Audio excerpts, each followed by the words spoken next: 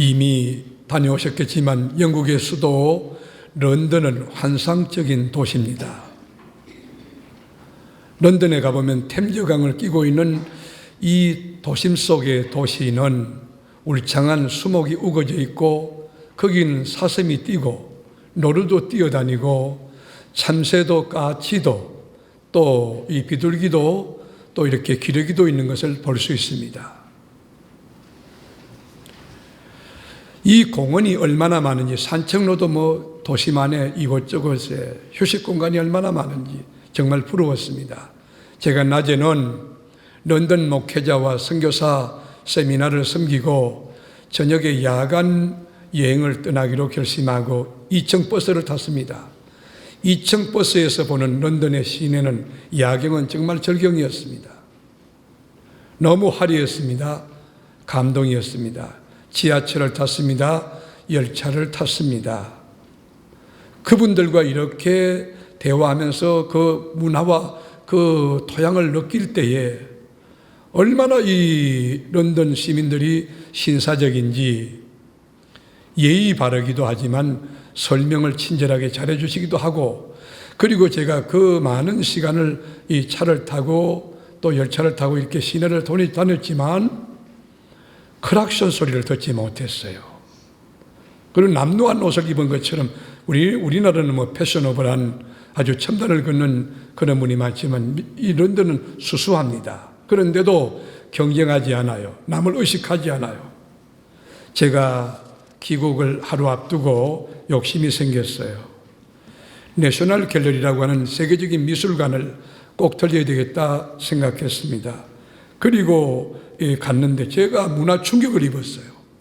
규모도 어마어마하지만 그 조명 시설이라든지 작품을 관리하는 과학적인 관리 시스템도 너무 잘 되어 있는 거예요. 거기에서 유명한 미켈란젤로의 작품을 만났습니다. 라파엘로의 작품을 만났습니다. 빈센트 고호 전시관에 들렸는데 책에서만 보던 원작이에요. 해바라기라고 하는 거. 여러분 이미 잘 알 거예요. 별이 빛나는 밤, 아기를 재우는 여인, 붉은 포도밭, 자화상 등 세계적인 작품이 너무 많이 전시되어 있는 거예요. 저는 너무너무 아까웠어요. 제가 그래서 결심했어요. 내년에 내가 가게 되면 대형 박물관에만 이틀 이상 머물면서 오디오를 통해서 제가 전부 자료를 빼고 그리고 하나하나 내가 이해된 말로 기록을 해서 공부를 제대로 해서 와야 되겠다, 그렇게 결심하고 왔습니다. 여러분께 제가 묻습니다. 작품과 상품의 차이는 무엇입니까? 상품은 가격을 따집니다. 작품은 가치를 따집니다. 상품은 품질을 따집니다. 작품은 특성을 따집니다. 상품은 대중성이 있느냐에 관심이 있지만 작품은 유일성이에요. 독특성, 차별성에 관심이 있어요. 상품은 상대적이지만 작품은 절대적인 것이. 누가 디자인했느냐, 누가 그 작품을 만들었느냐, 누가 사인했느냐에 따라서 가격이 천정부지로 뛰기 시작합니다. 부르는 게 값이에요. 희소가치가 높은 것이. 그런데 여러분, 만물의 영장이라고 하는 우리 인간은 누가 만들었습니까? 하는 질문입니다. 삼류 작가예요? 인류 작가입니까? 그렇지 않아요. 초월하신 절대자 창조주 하나님이 우리 인간을 디자인하여 만들었기 때문에 우리 인간은 완벽한 하나님의 걸작품이 0.001포인트의 오차도 없는 아주 완벽합니다. 탁월합니다. 뛰어납니다. 그래서 성경은 우리 인간을 가리켜서 키워드로 상품이라고 하지 않고 작품이라고 늘 강조하여 이야기하고 있는 것입니다. 우리 인간은 찰스 다윈의 이론대로 진화론이 아닙니다. 천지를 지으신 창조주 하나님이 하늘과 땅을 만들고 해와 달과 별을 만들고 그리고 이 수십만 종의 동물과 식물, 강물, 곤충을 다 만들고 마지막 날에 만물의 영장인 우리 인간을 만들 때 하나님의 형상, 이마고 데이라고 하는 하나님의 형상대로 우리 인간을 만드셨어요. 그 창조 재료가 뭐냐? 흙이 흙, 이 티끌이 티끌, 먼지라고 먼지. 여러분, 먼지가 뭐예요? 무가치하다는 거예요. 흔해 빠지다는 거예요. 아무 쓸데없다는 거예요. 이 무가치한 티끌에다가 여러분, 우리 하나님께서 하나님의 영을 불어넣어 생명이 되게 했다. 여러분, 생명, 리빙 소울이 되게 했다 이 말이죠. 여러분, 우리가 생명이 됐다는 것은 하나님과 교제할 수 있는 능력을 갖게 됩니다. 하나님의 성품이 그 안에 있다는 거예요. 윤리, 도덕적인 인간의 능력이 있다고 하는 것입니다. 그러므로서 하나님이 우리 인간을 만들고 난 뒤에 마지막 내린 결론이 뭐냐? 하나님이 보시기에 심히 좋았더라. 하나님이 보시기에 깊을 심자 심히 좋았더라. 이건 최상급이에요, 최상급. 무슨 뜻일까요? 우리 인간은 상품이 아닙니다. 하나님의 걸작품입니다. 우리가 탄생의 신비 하나만 살펴보아도 한 생명이 태어나는 데는 상상을 초월해요. 정자 하나가 100만 대 1의 경쟁을 뚫고 난자와 결합하는 것이에요. 100만 여러분 경쟁을 뚫고, 그리고 여러분 이게 생명으로 이렇게 나오는데 엄마 뱃속에 우리가 10달 동안 있을 동안에도 응애하고 태어나서 7, 80년, 8, 90년 사는 것보다 더 험난한 세상을 그 뱃속에서 이미 경험하는 거예요. 파란만장한 그 인생 경로를 뚫고 드디어 응애하고 태어나는 것입니다. 태양고 속에 있는 은하계 안에 1천억 개의 별들이 집단을 이루고 있는데 소우주라고 하는 우리 인간 몸 안에는 이 100조 개의 세포가 있어요. 100조. 그러니까 현대 과학으로 설명이 안 되는 거죠. 이게 그냥 미스테리고 원더풀한 사건, 그게 인체의 신비입니다. 그러나 성경은 우리 인간의 탄생에 대하여 아주 쉽게 설명합니다. 아주 섬세하게, 치밀하게, 정확하게 창조 설계에 대하여 이야기합니다. 우리 예레미야 1장 5절 같이 한번 읽어볼까요? 예레미야 1장 5절. 내가 너를 모태에 짓기 전에 너를 알았고 내가 배에서 나오기 전에 너를 성별하였고 너를 여러 나라의 선지자로 세웠노라 하시기로. 여러분, 여기 보면 하나님이 모태에 짓기 전에 너를 알았다. 여기 모태에 짓는다, 짓기 전에 짓다라고 하는 말을 히브리 말로 야차르라고 하는 말로 쓰는데, 이 야차르라고 하는 짓기 전에 이 말이 무슨 말이냐? 형태가 생기기 전에, 모양이 생기기 전에. 모양이 생기기 전에 세 동사가 있는데 처음에 알았고 너를 성별했고 너를 선지자로 세웠다.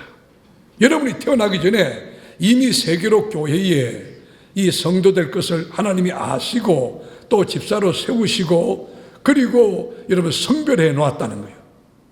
하나님이 다 같이 한번 따라해. 아시고 성별하시고 세우시고. 그뿐입니까? 시편 139편 16절 보겠습니다. 내 형질이 이루어지기 전에 주의 눈이 보셨으며 나를 위하여 정한 날이 하루도 되기 전에 주의 책에 다 기록이 되었나이다. 예, 여러분 형태학적으로 이게 생기기 전에 이미 주님이 다 보시고 생명록에 기록을 해놨다는 거예요. 생명록에. 여러분이 동사무소에서 이렇게 출생신고하기 전에 여러분 하나님 이미 여러분 형질이 짓기 전에 다 보시고 이미 생명록에 기록해 놓으셨다. 너는 내 것이라는 거예요. 여러분 시편 100편 3절도 보겠습니다. 여호와가 우리 하나님이신 줄 너희는 알지어다. 그는 우리를 지으시니요 우리는 그의 것이니 그의 백성이요 그의 기르시는 양이로다. 여러분 완벽한 성경의 정언이야요. 여러분 여호와가 우리를 지으신 것을 너희는 알아라는 거예요. 명령이에요. 그는 우리를 지으신 분이시고 우리 조물주 창조자이고 우리는 그의 기르시는 양이고 백성이라는 것이에요. 자, 그렇다면 성경이 내린 결론은 우리 인간은 하나님의 작품이라는 거예요. 걸작품인데 이 하나님의 걸작품인 우리 인간들이 짧은 순례 인생, 이건 NG도 없어요. 생방송 인생을 살아가는데 이 짧은 순례 인생을 어떤 가치관으로 어떤 철학과 어떤 태도로 살아야 되느냐. 아마 성숙한 크리스찬이면 이 고민 주제 앞에 한번 머물면서 깊은 고민을 할 텐데 하나님의 자녀로서 우리가 어떻게 살 것이냐. 정체성, 아이덴티티를 분명히 하고 살아라. 하나님 자녀에 대한 셀프 이스팀, 하나님 자녀에 대한 이 자존감을 높게 하고 살아가는 거예요. 비록 가난할지라도 나는 하나님의 아들이라는 거예요.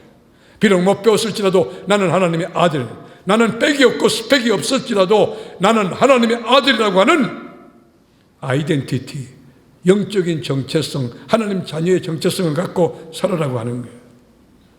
나는 하나님의 자녀다. 스스로 자존감과 자아 중요감을 갖고 자기 스스로 자기를 대우하며 대접하며 살아라고 하는 거예요. 여러분 안에 하나님이 살고 계신 거예요. 여러분 세상 끝날까지 하나님이 함께 사시는 거예요. 하나님과 함께 사는 것이 신앙이에요. 오늘도 하나님과 함께, 내일도 하나님과 함께, 모레도 하나님과 함께, 세상 끝날까지 고아와 같이 버려주지 않고 주님이 여러분과 함께 살아가심을 믿으시길 바랍니다.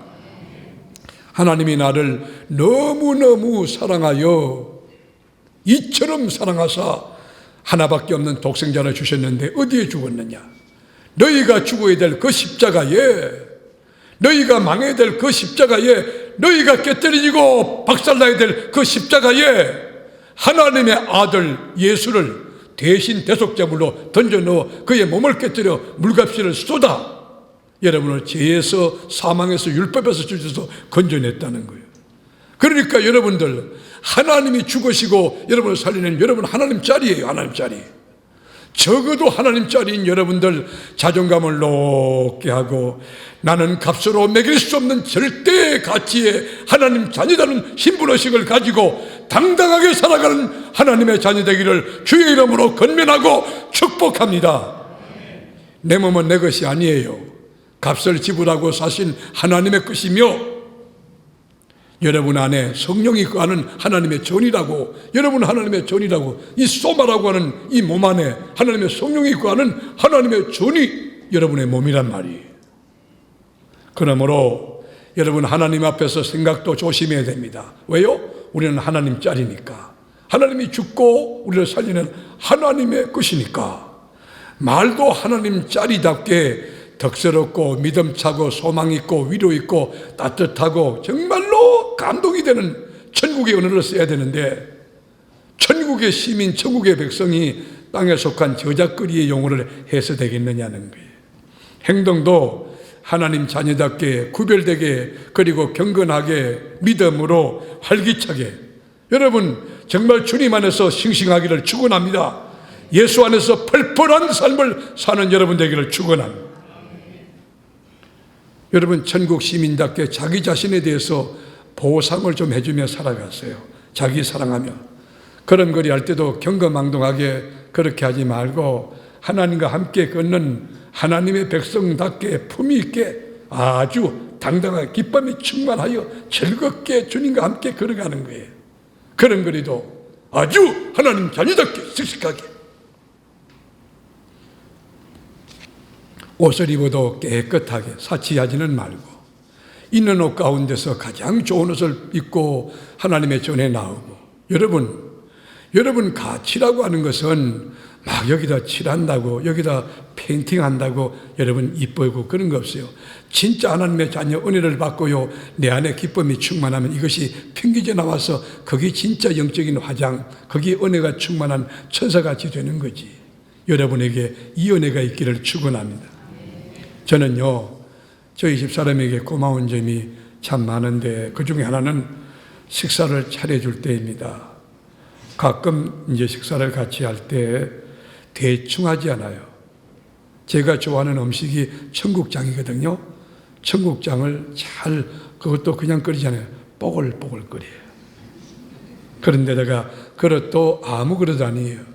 깨끗한 아주 예쁜 그릇에다가 수저도 제 수저는 원수저가 있어요. 원수저. 스테인레스도 있지만요. 그건 우리 아이들이 와도 함부로 타치 안 합니다. 그리고 가끔 보면요. 식탁에다가 촛불을 켜놓고 꽃을 꼽아놓고 꽃잎을 이렇게 그 음식에도 이렇게 놓고 아, 왜 이렇게 하시냐고 제가 뭘 이렇게까지 합니까? 그러면요. 저희 집사람 하는 말이 목사님은 소중한 분이니까요. 그렇게 말을 해요. 이게 이제 철이든 곁에 이제 하나님의 작품을 아는 거지. 여러분 컴플렉스가 있다 할지라도, 여러분이 핸디캡이 있다 할지라도, 여러분 집안 꼴이 형편없다 할지라도, 외모가 못나고 사업이 실패했을지라도 괜찮아요. 다 같이 괜찮아. 당신은 하나님 짤이야. 시작. 이런 자존감이 높은, 세계롭게 정말 정체성이 분명한, 어디 갖다 놔도 탁 아웃스팅에 빼어나는 그 탁월성이 우리 교회에 있을지어다. 이것이 트레이드 마크 되기를 축원한. 여러분 다이아몬드 살 때 뭘 보고 삽니까? 여러분 그 케이스 화려한 거 보고 삽니까? 안에 다이아몬드 그 질적인 게 진짜 색감이 어떻고, 안에 그 다이아몬드로서의 가치, 그걸 보고 사지 않겠습니까? 여러분 책을 고를 때 뭘 보고 고르십니까? 하드웨어, 껍데기가 요란하게 컬러로 되어 있느냐, 책 제목이 어떠냐, 디자인이 어떠냐, 그거 보고 삽니까? 저자가 누구냐, 저자가 어떤 내용이야, 그걸 보는 거 아니냐는 거예요. 여러분 인생을 살 때 마찬가지, 여러분이 76억의 인류 가운데 여러분 가장 소중한 존재, 유일무이한 거예요. 여러분 한국에 수십만의 목사님들 계시지만 세계롭게 김성기 목사님 같은 그런 목사 어디가 있어요? 여러분들 아주 독특한 인격으로 주님이 지은 것을 믿으셔야 돼요. 그러므로 스스로 자존감을 높게 하고, 나는 이래봬도 하나님의 자녀다, 내가 이래봬도 천국의 시민이다, 빛의 자녀일 뿐만 아니고 나를 위하여 하나님이 죽을 만큼 나 가치 있는 하나님 짤이야. 자존감을 높게 하고 살아가는 여러분 되기를 축원합니다. 지금 죽어도 여러분 천국에 가요. 정말 동의하고 믿으시는 분들만 아멘 해보실까요? 여러분 대통령은 5년 하면 그만두는 자연인 평민으로 돌아오는 거예요. 그러나 하나님의 자녀라는 신분은요, 영원한 것이에요. 저는 하나님 자녀된 이 자부심이 얼마나 큰지 몰라요. 얼마나 큰지. 자, 우리 이렇게 선포합시다. 다 같이. 나는 하나님의 걸작품이다. 나는 왕같은 제사장이다. 하나님이 세상 끝날까지 나와 함께 계신다. 예, 하나님의 걸작품으로서 짧은 순례 인생, 하나밖에 없는 인생을 어떻게 사느냐? 하나님 자녀로서의 정체성을 분명히 하고 살아가라. 두 번째는 수평적인 인간관계, 하나님의 형상대로 지음받은 우리 이웃들, 구조적인 악, 사회적인 모순 때문에 정말 상처 입고 쓰러지고 실패하고 죽음 직전에 있는 소외된 계층이 얼마나 많은지 몰라요. 가난한 자 있습니다. 실직자 있습니다. 외국인 노동자 있습니다. 여러분 병든자 있습니다. 다만에 갇힌 오만 수용자 있습니다. 이 소외계층을 끌어안고 살아가는 우리 그리스도인이 되어야 되는 거예요. 곤고한 자들에게 손을 내밀어 위로의 손길이 되는 거, 배고픈 그들에게 여러분 먹을 것을 나눠주면서 그들의 위로가 될 수 있다면 얼마나 귀한 것일까. 제가 지난주 국군교도소와 대전교도소에서 출소전 새생명 희망학교 제13기생, 14기생 말씀으로 교화하기 위하여 우리 형제들을 만나러 갔습니다. 그런데 제가 대전교도소에서 한 형제를 만나는데 너무 초조한 거예요. 마음의 안정감이 하나도 없어. 이게 막 안절부절하고 불안한 것이 온몸에 이렇게 배어 있어요. 제가 관심을 갖고 물었습니다. 언제 출소하십니까? 결혼은 하셨나요? 그리고 출소하고 난 뒤에는 뭘 할 계획이신가요? 여러분 제가 구체적으로 관심을 갖고 물을 때에 그 형제가 의외로 답변하기로, 목사님 저 탈북자입니다. 제가 그 압록강을 건너가지고 중국으로 탈출해서 캄보디아를 거쳐가지고 대한민국까지 오는데 죽을 고비를 많이 넘겼습니다. 전 그분 한마디 자기소개에 제가 먹먹했어요. 너무 슬펐어요. 너무 가슴이 아팠어요. 어떻게 도와줘야 될지를 모르겠어요. 내가 당황했어요. 그 제가 물었어요. 형제님, 탈북민으로 대한민국에 사는 것 가운데 어려움이 있겠지만 가장 어려운 게 뭐예요? 하지만 언어가 안 통한대요. 우리도 여러분 저 북한에서 오신 분들이 진짜 사투리 하면 아마 못 알아들을걸요. 그분들이 왔는데 우리나라 말이 외래어가 많고 너무 어렵대요. 한국말이. 여러분 주변에 탈북민이 계신다면 쉽게 설명해 주세요. 그리고 또 한 가지 어려움이 뭐냐? 물었더니만 고독이래요. 외로움이래요. 부모 형제 북한에 다 놓고 오면서 형제를 잃고 뭐 이렇게 오지 않습니까? 아무도 없는 거예요. 아무도 없는 거예요. 그래서 회사에 취직해서 컴퓨터를 이렇게 만지고 했는데 그 과장이 됐다네. 여러분, 그분이 성실성이죠. 과장의 직책을 얘기하는 게 아니라 그냥 올라가려면 그분이 성실한 거 아닙니까? 과장이지. 그런데 탐욕이라고 하는 유혹 때문에 이기지 못하여 교도소에 들어오게 된 안타까운 이야기였습니다. 저는 처근한 마음이 들어서 강의 시간 내내 탈북 형제에게 초점을 두고 그분에게 어떻게 하면 내가 격려하고 위로할까, 상처를 치유해 줄까 아주 집중했어요. 그리고는요, 우리 형제를 격려해 주자고, 우리 박수도 좀 쳐주자고, 박수도 지금 한번 쳐볼까요? 그러면서 제가 하나님 이야기했어요. 하나님 우주 만물을 디자인하고 만드신 분인데 우리 인간도 만드신 우리의 조물주다, 우리 아버지다. 그분이 우리의 죄를 위하여, 원죄와 자범죄 위하여 갈보리 십자가상의 대속제물로 독생자 예수를 주셨는데 그분이 몸을 깨뜨려 피를 쏟으심으로 우리가 제사함받고 의인되고 하나님 자녀됐다. 그 사랑의 하나님이 우리 아버지라고 제가 힘을 주어 강조했어요. 제가 그 형제의 눈을 보니까 눈빛이 붉어지고 이게 눈에 눈물이 약간 맺히는 걸 보았어요. 여러분, 우리가 한 번뿐인 짧은 순례 인생 살면서 우리가 소외된 계층, 병든 자, 가난한 자, 교도소에 수감된 자, 외국인 노동자들, 그들에게 기댈 언덕이 될 수 있다면, 그들에게 좋은 친구가 될 수 있다면, 그들에게 소망의 그런 손길이 될 수 있다면, 그들에게 위로와 안식과 정말 힘의 그런 쉼터가 될 수 있다면 얼마나 좋을까? 얼마나 복된 삶일까? 2018년도 노벨 평화상을 받은 분이 두 분이 있습니다. 한 분은 콩고 민주공화국의 의사 출신이었던 데니스 우케게라는 분입니다. 이분은 산부인과 의사인데요.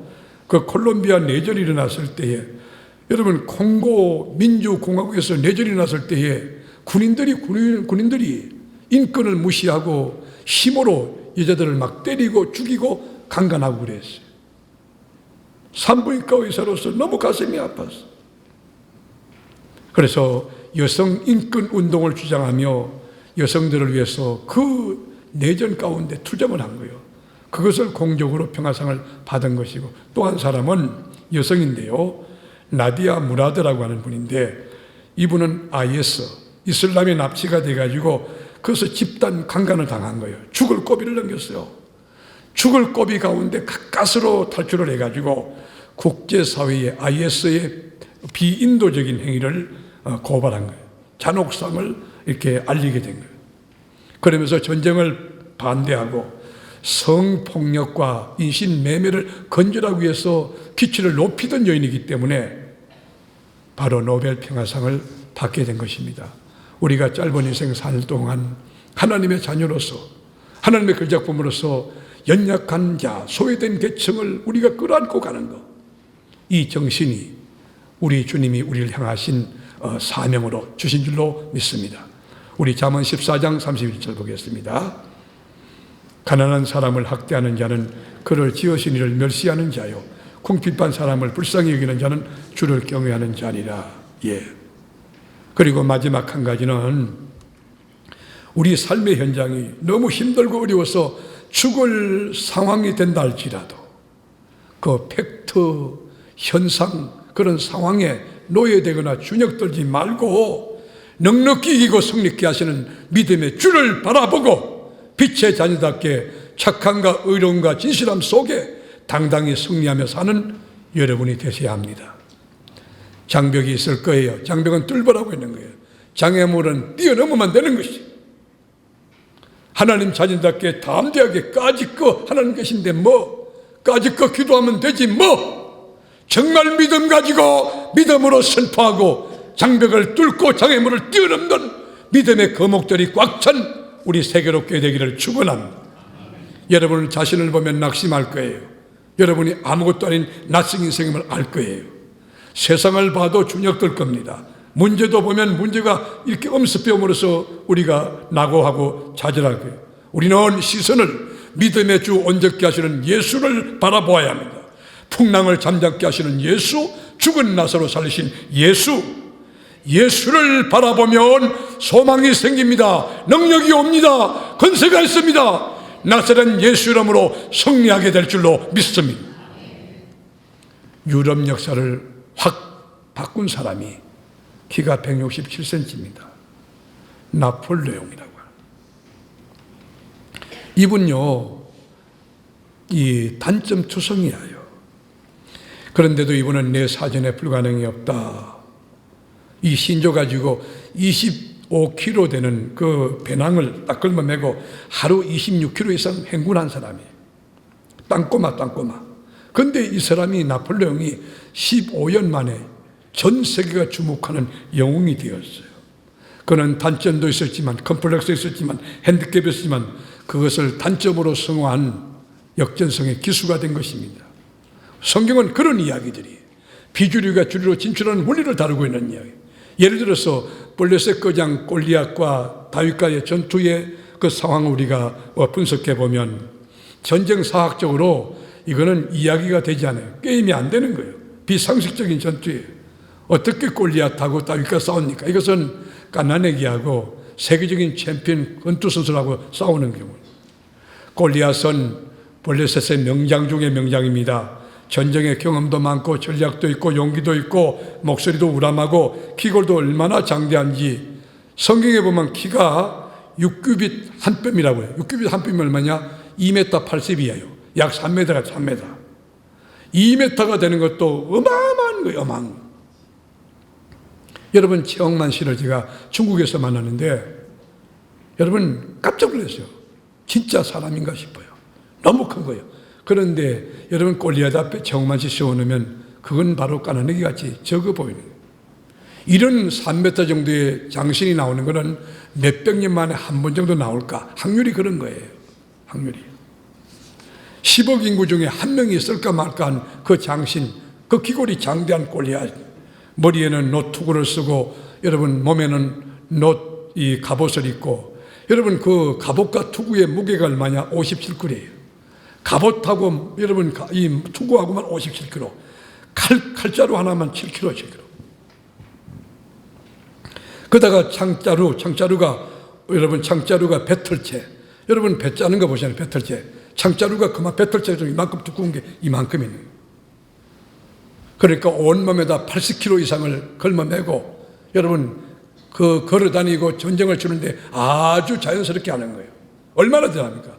아마 80kg 같다면은 80kg 우리 장로님, 한 장로님 같은 경우에 아직도 젊고 힘이 있지만 저 양반 이 어깨에다 80kg 짚어놓으면 아이고 그냥 쓰러질 거예요. 골리앗은 이게 기본인 거예요. 익숙한 거예요. 아주 자연스러운 거예요. 그런데 다윗은 어떻습니까? 외소한 데다 이름도 없고 전쟁 경험도 없고 형님 면회로 왔다가 여러분 블레셋 거장 골리앗이 막 소리 외치는데 나는 블레셋의 장군 골리앗이다. 나와 맞짱 뜰 자는 이스라엘 군인 가운데 나와라. 장군들 나와라. 만약 내가 너에게 있지만 너희의 종이 되고 노예가 되리라. 지축이 흔들릴 만큼 우람한 소리로 호령을 하는 거예요. 근데 이스라엘 진영에는 왕도 있고 장군도 있고 한데 아무도 지중군도 조용해요. 왕도 오금을 못 피고 벌벌 떨고 있는 거예요. 그런데 팔레스타인에서 양치는 목동 다윗이 그 소리를 듣자마자 피가 거꾸로 도는 거예요. 저 할리 없는 이방민족 블레셋 이 거장이 하나님의 백성을 모욕하다니, 하나님의 이름을 들먹거리다니, 그래가지고 저 할례 없는 골리앗을 내가 무너뜨리리라. 그러고 나갔더니 왕이 보고 감동이 돼가지고 왕이 너무 기특하니까 자기 갑옷을 벗어주는 거예요.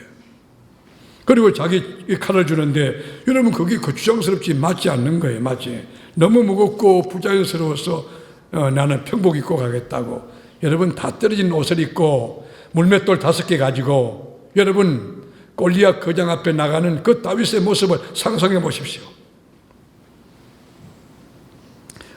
한편 블레셋 거장 골리앗은 여러분 이스라엘 진영 가운데에서 기골이 장대하고 계급장 이 쓰리스타라든지 이런 장군들이 나올 줄로 생각하고 이렇게 기대하고 있는데 아이 어린 꼬마가 갑옷도 안 입고 막대기 하나 들고 나오는 거예요.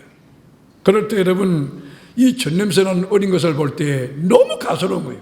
그래서 여러분, 이 골리앗이 정말 인간적으로 비하 발언합니다. 한번 볼까요? 사무엘상 17장 43절 시작. 블레셋 사람이 다윗에게 이르되 네가 나를 개로 여기고 막대기를 가지고 내게 나오느냐 하고 그의 신들의 이름으로 다윗을 저주하고 44절 그 블레셋 사람이 또 다윗에게 이르되 내게로 오라 내가 네 살을 공중의 새들과 들짐승들에게 주리라 하는지라. 여러분 어린 게 나오니까 네가 날 개로 알고 막대기 하나 들고 나오느냐, 그러면서 막 저주를 퍼붓고는 내가 니를 갖다 다 살을 찢어가지고 공중에 새의 밥이 되게 하리라 그래요. 그런데 우라만 덩치에다가 여러분 천둥치는 소리를 하고 있는 골리앗, 이 블레셋 거장 골리앗의 그 호통치는 소리 앞에 여러분 어린 이 다윗이 기가 죽었나요? 기절초풍했나요? 꼬리를 내렸나요? 낙심자절했나요? 성경 한번 봅시다. 17장 45절 46절 시작. 다윗이 블레셋 사람에게 이르되 너는 칼과 창과 단창으로 내게 나오거니와 나는 만군의 여호와의 이름으로 곧 내가 목욕하는 이스라엘 군대의 하나님의 이름으로 내게 나아가노라. 오늘 여호와께서 너를 내 손에 넘기시리니 내가 너를 쳐서 내 목을 베고 블레셋 군대의 시체를 오늘 공중의 새와 땅의 들짐승에게 주어 온 땅으로 이스라엘에 하나님이 계신 줄 알게 하겠고. 얼마나 당당합니까? 얼마나 기세등등합니까? 얼마나 용기백배합니까? 이 모습이 세계로교회에 속한 지체된 여러분들의 영적인 모습, 신앙의 모습이 되기를 주님의 이름으로 건면하고 축복합니다. 이런 목사 되기를 축원합니다. 이런 장로 되기를 축원합니다. 이런 권사 되기를 축원합니다. 여러분 대비해 보세요. 비교해 보세요. 그림이 됩니까? 그 게임이 되느냐고요. 그런데 누가 이겼느냐고 여러분께 묻고 싶습니다. 누가 승리의 깃발을 흔들었습니까? 누가 이겼습니까? 성경의 정언 한번 볼까요? 47절부터 51절까지 시작. 또 여호와의 구원하심이 칼과 창에 있지 아니함을 이 무리에게 알게 하리라. 전쟁은 여호와께 속한 것인즉 그가 너희를 우리 손에 넘기시. 여러분 전쟁이 누구께 속했다고? 여러분 전술과 전투 경험, 계급장, 지위 높은 스펙, 여러분 기골이 장대함 아니에요. 전쟁은 여호와께 속한 것인데 여호와 이름의 권세가 성립케 하는 거예요. 자 48절 블레셋 사람이 일어나 다윗에게로 마주 가까이 올 때에 다윗이 블레셋 사람을 향하여 빨리 달리며 손을 주머니에 넣어 돌을 가지고 물매로 던져 블레셋 사람의 이마를 치매 돌이 그의 이마에 박히니 땅에 엎드려 지니라. 다윗이 이같이 물매와 돌로 블레셋 사람을 이기고 그를 쳐 죽였으나 자기 손에는 칼이 없었더라. 다윗이 달려가서 블레셋 사람을 밟고 그의 칼을 그 칼집에서 빼내어 그 칼로 그를 죽이고 그의 머리를 베니 블레셋 사람들이 자기 용사의 죽음을 보고 도망하는지라. 자 보세요. 그 메뚜기같이 조그만 게 물맷돌 하나 주머니에서 꺼내가지고 여러분 그 가죽 꺼내다 넣어서 빙빙 돌리면서 예수의 이름으로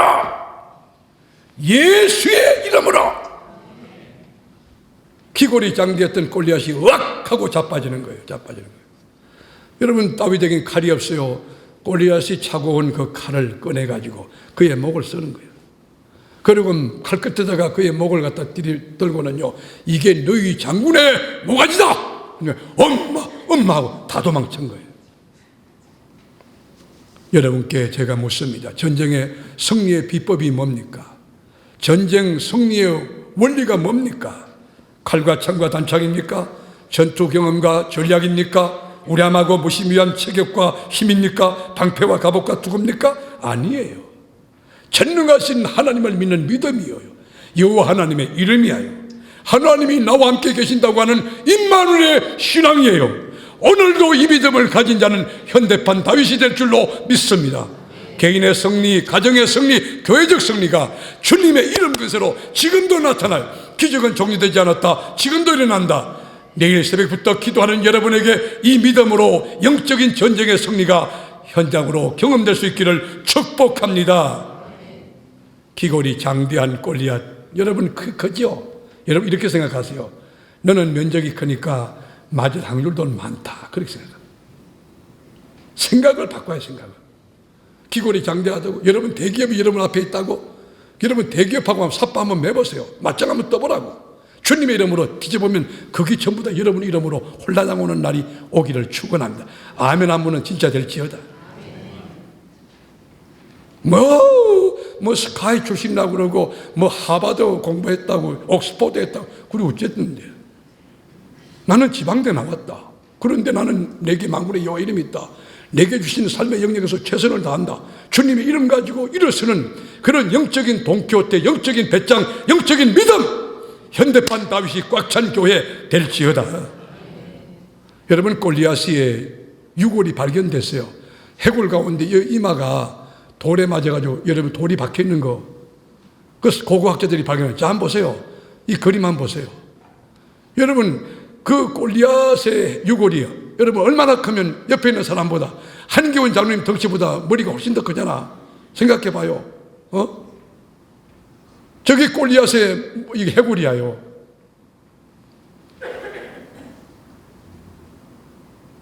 그 중앙에 보면요 돌이 박혀 있어요. 돌이. 여러분, 그 물맷돌이 어떤 것인지 제가 대형박물관에서 사진을 찍어봤거든요.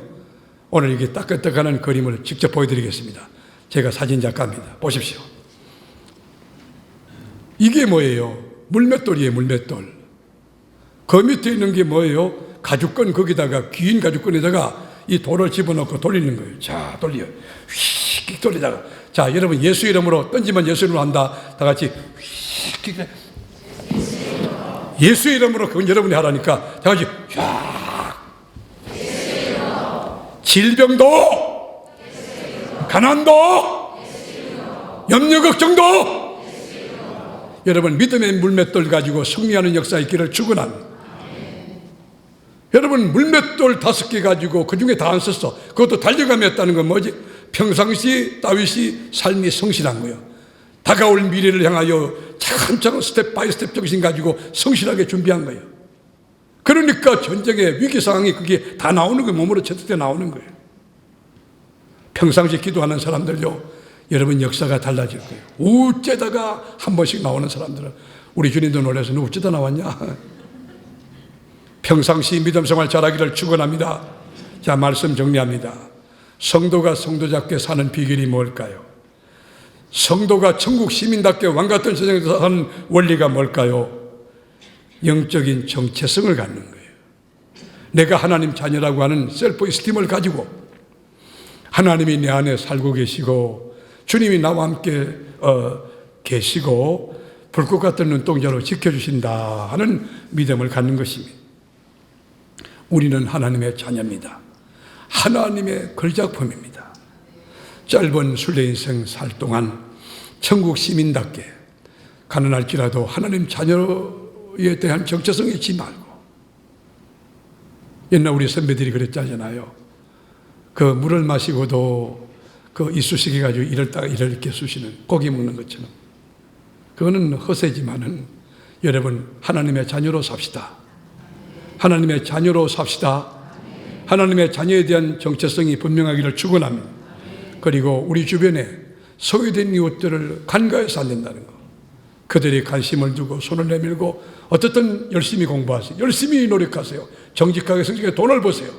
그리고는 연약한 자를 더 많이 섬기기 위해서 노력하셔야 될 거예요. 그리고 마지막 하나, 거친 파도 치는 세상을 살 때에 현상을 보고 낙심하고 그 준역 들고 거기에 의기소침하지 말고 믿음의 주 온전케 하시는 주님을 바라보고 말씀을 딱 붙들고 믿음으로 착하게 의롭게 진실하게 걸어가는데 손해될 일이 많지만은 주님의 이름이 승리케 하실 줄로 믿습니다. 반드시 승리하는 역사가 나와 여러분의 삶의 영역에, 우리 교회 공동체의 거룩한 목표에 현실 역사로 열매 맺기를 주의 이름으로 축원합니다.